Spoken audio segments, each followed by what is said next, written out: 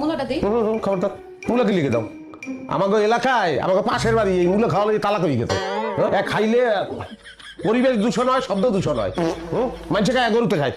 আচ্ছা মূলা খাওয়া লাগবো না, তুই কচু শাক। কে কচু শাক খাবো কি আমার কি সমস্যা কি? আমি কি তৃণে বুঝি? আচ্ছা কচু শাকও খাওয়া লাগবো না, এই যে পালং শাক টানছে। কোনো চেঞ্জ নেই। কি কবিরাজ বাড়ি এটা বুঝলাম না। হ্যাঁ সব শাক সবজি, কোনো আমিষের ব্যবস্থা নাই। খালি কইতেছে এটা খাও ওটা খাও এটা খাও। হ্যাঁ এই বিলে এই সমস্ত জিনিসপত্র খাইলে তাহলে কি আমার শরীরে বলই নেই? এতক্ষণ ফিরে খালি শুনতেছি, কিছু কইতেছি না। ভাব খানা নবাব আইছে, বাংলার নবাব। এতই যদি নবাবি নিজে বাজার করে আনলেই তো পারো।